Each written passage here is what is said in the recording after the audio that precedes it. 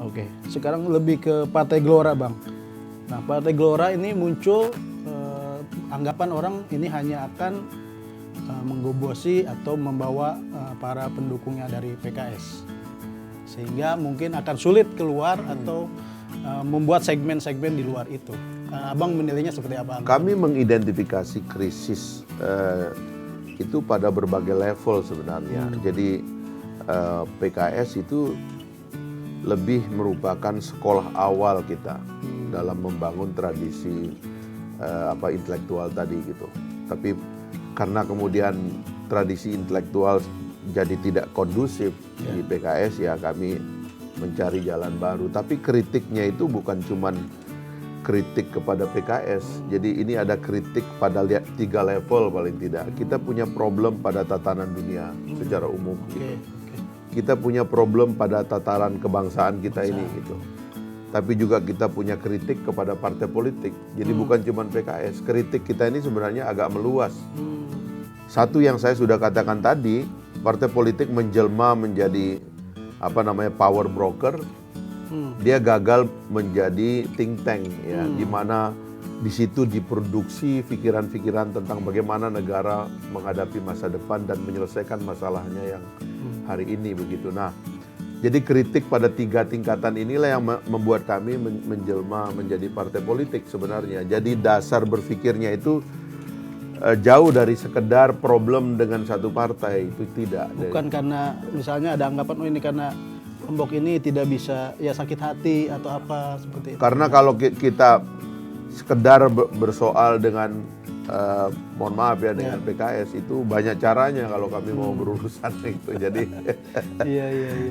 jadi kita ini berpikirnya sesuatu yang kira-kira secara nasional diperlukan, dan ini juga merupakan modal nanti ketika Indonesia akan menjelma menjadi kekuatan dunia. Makanya Pak Anies itu memakai kata-kata Indonesia kekuatan kelima dunia. Jadi itu udah pidatonya. Jadi ini nggak ada urusan dengan pada dasarnya sekedar partai politik. Ini sebabnya juga adalah bagaimana mengambil momentum agar Indonesia bisa menjadi kekuatan besar di masa yang akan datang. Tadi Abang nyampaikan ini kritik terhadap di luar PKS juga. Jadi sebenarnya apa sebenarnya yang ditawarkan oleh Gelora ini terhadap soal-soal kebangsaan ini?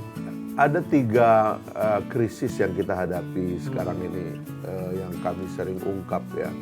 Pertama itu adalah krisis naratif. Naratif, oke. Jadi secara umum tadi baru saya berdiskusi dengan Saudara Budiman agak intens tentang Pancasila. Budiman Sujatmiko? Ya, jadi Pancasila itu kan dipikirkan oleh otak-otak besar. Ketika hari ini ada orang yang mau berbicara Pancasila itu menjadi gagal dan seperti tidak pantas. Karena otak-otak besar dalam republik ini hilang gitu. Orang-orang di partai politik tidak lagi menjadi sosok-sosok intelektual, tapi menjadi penguasa. Dan menyedihkan lagi karena kemudian menjadikan partai politiknya sebagai pusat kekuasaannya. Pusat pertahanannya sebagai kekuasaan. Di mana di situ dia beternak dinasti ya, relasi dengan modal, oligarki dan sebagainya gitu. Jadi ini kritik sebenarnya, tapi ini semua lahir karena kegagalan naratif gitu. Juga kegagalan membaca transisi dan desain yang kita buat 20 tahun lalu ketika kita mengamandemen konstitusi 4 kali. Jadi ini kritik besar sebenarnya, kritik kepada narasi kebangsaan atau narasi kita, cara kita mendiskusikan pikiran-pikiran besar. Nah yang kedua itu ada kritik pada kapasitas negara gitu. Jadi memang kita seperti melihat persoalan itu menjelma menjadi raksasa, negara menciut dia. Jadi setiap persoalan itu membesar, kapasitas kita menciut. Tapi kalau kapasitas kita yang membesar, persoalan itu yang menciut. Negara hari ini seperti menciut kapasitasnya. Soal korupsi nggak diselesaikan, tapi dirayakan gitu loh. Jadi nggak selesai, tapi itu yang saya bilang penyakit keduanya adalah sibuk dianggap sama dengan sukses.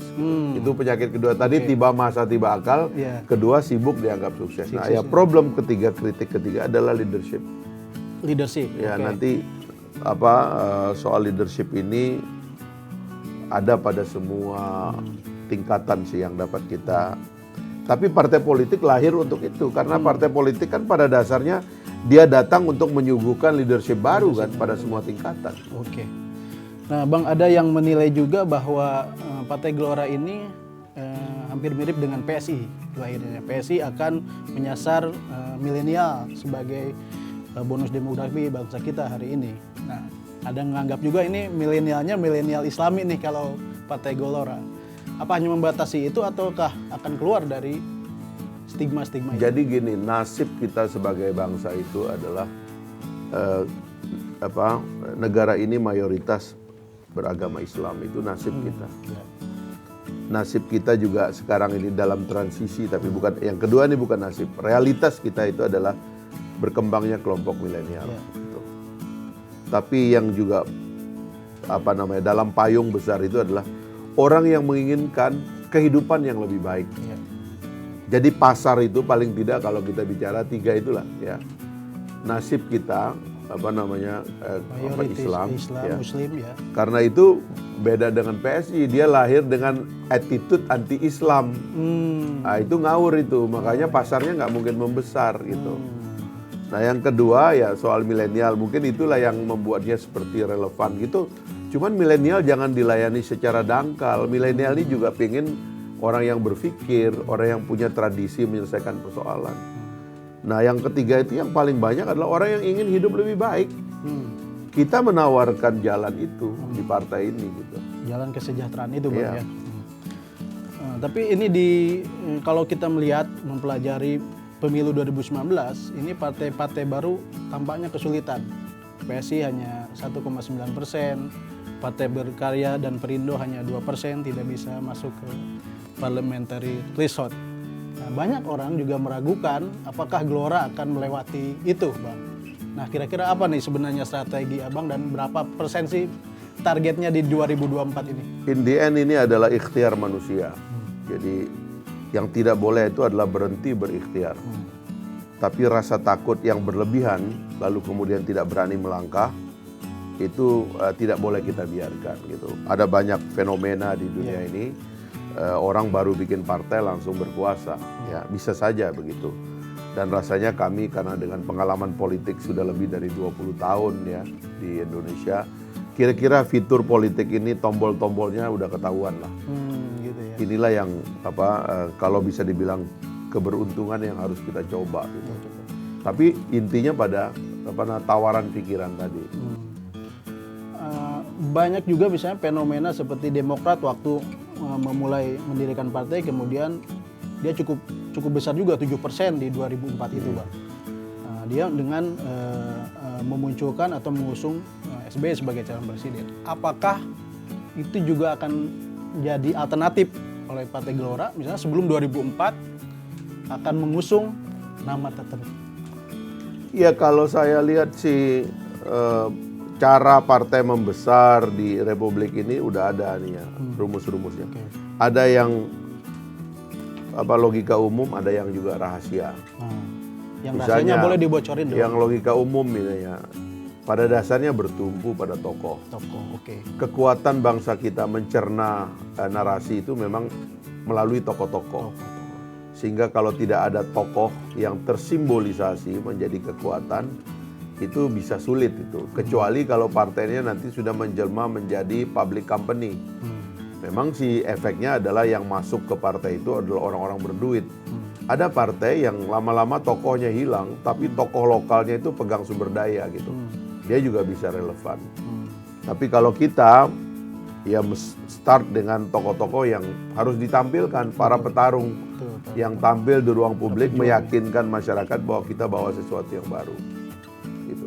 Jadi tidak ada mungkin pertimbangan mengkaji kemungkinan mengusung, misalnya dari sekarang nama-nama kan sudah muncul untuk Pilpres, misalnya ada Pak Anies Baswedan atau Pak Prabowo lagi, mungkin nggak sih? Kalau Pilpres yang penting sekarang itu dua hal yang paling penting menurut saya. Satu, pastikan bahwa kompetisi kita akan adil, akan fair. Oke. Jangan curang begitu. Yang kedua, pastikan bahwa thresholdnya itu 0%. sehingga kita bertarung itu dari awal itu tidak dibatasi gitu. Kalau dua itu sudah dibuka, peluang bagi setiap orang akan ada. Tapi kalau Anda memaksakan threshold yang memaksakan nanti calonnya cuma dua, saya bisa pastikan bahwa di belakang itu ada pekerjaan oligarki untuk menyunat peluang bagi banyak orang untuk berkompetisi. Saya kira itu anunya pertanyaan. Maka kami fokusnya kami nggak takut tarung, cuman tolong dong playing field-nya dibikin adil supaya fair, semua ya. orang bisa bertarung gitu. Termasuk yang ambang batas itu 4% diturunkan. Enggak, kalau partai tidak ada masalah. Oke. Yang penting Pilpres itu dibikin pertarungannya 2 kali. Karena Mahkamah Agung kan waktu dia seperti membatalkan keputusan KPU atau memang membatalkan keputusan KPU karena Mahkamah Agung mau mengatakan roh dari konstitusi adalah pertarungan ini harus 2 periode. Pertarungan ini harus 2 kali. 2 kali. Karena negara ini terlalu besar, jadi dari Sabang sampai Merauke, biarlah partai politik tuh nyodorin orang dulu, tarung di periode pertama atau di putaran pertama, baru nanti 2 besar baru. Tapi ada juga orang yang bertarung dari putaran pertama dia sudah menang, kayak Pak SBY, Pak Budiono kan. Ya. Dia tarung dengan syarat adalah dia menang 50% popular vote, menang 50% provinsi, 50% plus 1, dan pada daerah menang dia harus 20%, baru dia bisa langsung legitimate sebagai pemenang. Nah, dikoreksi oleh Mahkamah Agung. Saya kira kita berpegang ke situ aja dulu, tarung dulu semuanya, baru kita lihat nanti di putaran kedua siapa yang 2 besar gitu. Jadi tidak dibatas-batasin partai ini untuk Jangan calon. ditukangin. Kalau ini kan kesannya kan ditukangin dari awal, 2 aja ya calonnya ya supaya Didesain seperti itu. Iya, supaya investornya juga bilang kalau nggak sini aja kan nggak apa-apa. Kita taruh dua-duanya deh kan. Wah, itu kan bahaya kalau kayak begitu. Oke. Jadi itu di belakangnya menurut Abang oligarki atau kepentingan? Iya kan kalau rakyat kan pinginnya kan pertarungannya itu lebih terbuka, banyak calon kan. Negara besar kayak gini masa cuma 2 orang.